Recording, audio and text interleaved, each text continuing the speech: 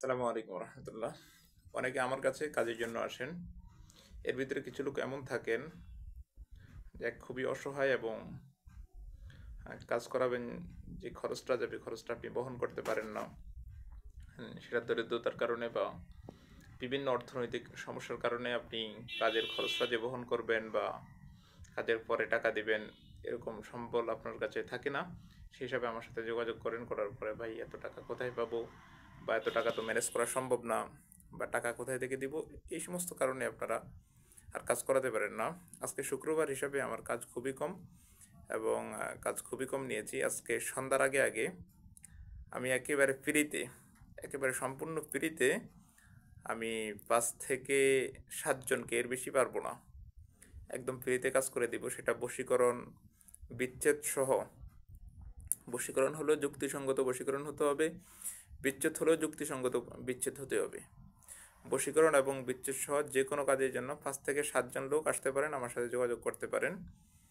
আল্লাহর রহমতে আমি আজকে ফ্রিতে, একেবারে সম্পূর্ণ ফ্রিতে, কোনো রকম কোনো খরচের টাকা, কোনো সৎকার টাকা, এভরিথিং, কোনো মালামালের টাকা, কিছুর জন্য কোনো টাকা লাগবে না।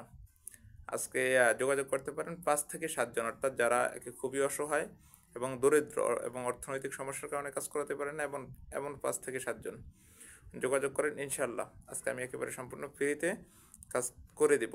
আল্লাহর রহমতে আপনারা যোগাযোগ করতে পারেন।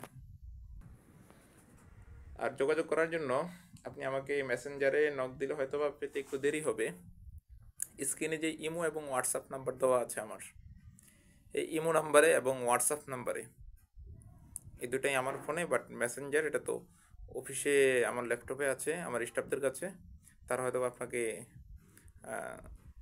আমার যদি মেসেঞ্জারে যোগাযোগ করেন, তারা হয়তো তখন আমার ইমো এবং হোয়াটসঅ্যাপ নাম্বার দেবে। আপনি সরাসরি আমার স্ক্রিনে দেওয়া ইমো এবং হোয়াটসঅ্যাপ নাম্বার যোগাযোগ করেন। তবে আমি আগেই বলে দিয়েছি, 5 থেকে 7 জনের বেশি আমি পারবো না। এর থেকে বেশি কেউ আমাকে নক দিয়েন না।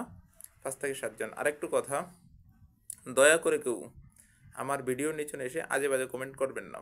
যারা কমেন্টগুলো করেন মূলত তাদের আইডিগুলো সবগুলো ফেক আইডি, এবং অনেকে দেখি হাহা রিয়েক্ট দেন। মানে এটা কেন করেন? আপনি কী বুঝে হাহা দিয়েছেন আমার ভিডিওতে? মানে কী বুঝে?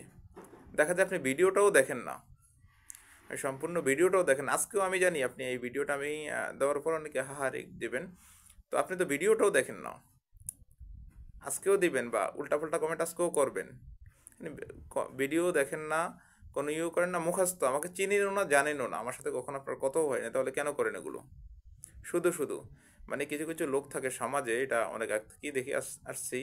এবং অনেকের দেখবেন কোনো কারণ নাই, কোনো ইয়ে নেই আপনার সাথে, তার কোনো শত্রুতা আমি নাই, কোনো রকম কোনো লেনদেন উঠা বসা কিচ্ছু নেই, তারপরে শুধু শুধু সে আপনার পিছে লাগবে।